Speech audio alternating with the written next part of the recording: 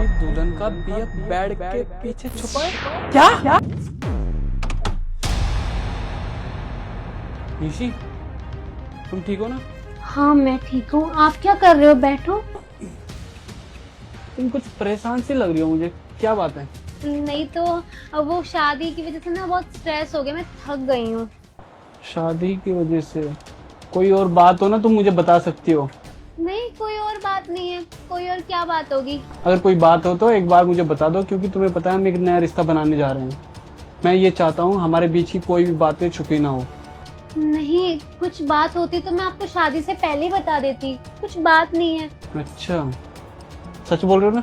हाँ मैं बिल्कुल सच बोल रही हूँ। आप ऐसी बातें क्यों कर रहे हैं? क्या हुआ? वो इसलिए क्योंकि मुझे मम्मी ने बताया कि कोई लड़का बाहर घूम रहा था जो शायद तुम्हारी प्रोफाइल में उसके फोटोज थे। कौन है वो लड़का? कोई दूर का कजिन होगा। इतने सारे लोग होते हैं, मुझे तो याद भी नहीं है आप किसके बारे में बात कर रहे हैं। अच्छा, जो कजन है वो हमारे कमरे तक आ गया, मतलब तुम्हारे बराबर में आके बैठ गया, लेट गया है? कजन है वो? कैसी बातें कर रहे हैं आप? और ये क्या बोले जा रहे हैं? मेरी कुछ समझ नहीं आ रहा है। कुछ समझ में नहीं आ रहा ना? समझ में तो मुझे भी नहीं आ रहा कि वो लड़का यहाँ तक कैसे आ गया। अबे ओए, जो भी बेड के बराबर में छिपा है ना, बाहर निकल जा, नहीं तो मैं बहुत मारूंगा मैं तुझे। निकल बाहर। कोई नहीं है। कौन है ये लड़का?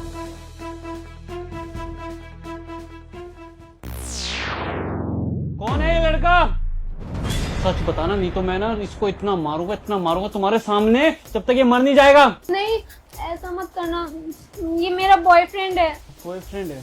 मतलब हमारे घर का नौकर रामू सही बोल रहा है कि बेड के बराबर में कोई छिपा था, वो मैडम का बीएफ है। सही बोल रहे हो? मतलब सबको पता है, मुझे ही नहीं पता कि तुम्हारा चक्कर भी चल रहा है। जब मैं तुम्हारे घर आया था तुमसे मैंने 10 बार पूछा था क्या तुम किसी लड़के से प्यार करती हो? तुमने क्या बोला? नहीं, मेरी जिंदगी में कोई लड़का नहीं है। तब क्यों झूठ बोला तुमने? मेरे घर वालों ने मुझे डरा दिया था और धमकी दी थी कि मैं आपको कुछ ना बताऊं। ये शादी जबरदस्ती हुई है। मैं कभी नहीं चाहती थी आपसे शादी करना, मैं इसी से चाहती थी, पर ये कुछ करता नहीं था। पापा को बहुत मनाने की कोशिश करी पर वो माने ही नहीं। जब तेरे घर वाले नहीं माने तो मेरी जिंदगी क्यों बर्बाद करने के लिए तूने हाँ कर दी? मना कर देती उनको। क्या करूं समझ में नहीं आ रहा। मन तो कर रहा है पुलिस को बुलाकर ना तुम्हें पुलिस स्टेशन में लेके जाऊं। नहीं भैया, नहीं भैया, हम मजबूर थे। हम लोग जबरदस्ती शादी करवा दी इसके परिवार ने तुमसे। इसने मना किया था कि मैं शादी नहीं करना चाहती, मैं उसी लड़के से शादी करूंगी जिससे मैं प्यार करती हूँ, लेकिन वो लोग मानने के लिए तैयार नहीं थे। और मैं यहाँ पर ना सिर्फ आपसे मिलने के लिए आया था, आपसे बात करने के लिए आया था। फिर इसने मुझे बताया कि देखो घर में सब लोग हैं, अगर किसी को पता चल गया तुम यहाँ पर छुपे हुए हो तो परेशानी हो जाएगी, फालतू में उनकी बेइज्जती हो जाएगी। ये तो सिर्फ तुम्हारे बारे में ही सोच रही थी भैया। बात करने आया। ये कोई छोटी बात नहीं है। तो ये दुल्हन के घर में घुस गया है, अब वो इस घर की इज्जत है। अगर 4 लोग सुनेंगे क्या बोलेंगे कि इस लड़की का कैरेक्टर कैसा है, इसकी कैरेक्टर को जज करेंगे वो, समझा? अब चुपचाप से मेरे साथ अपने घर चलो। जो भी बात होगी तुम्हारे घर होगी, जो भी मैटर होगा तुम्हारे घर वाले झेलेंगे, मैं नहीं झेलूंगा। ये मेरे रिश्तेदार ना मेरे ऊपर थू करेंगे कि लड़के में कोई कमी होगी, कि लड़का दूसरा घर में आ रहा है। नहीं घर मत लेके जाना।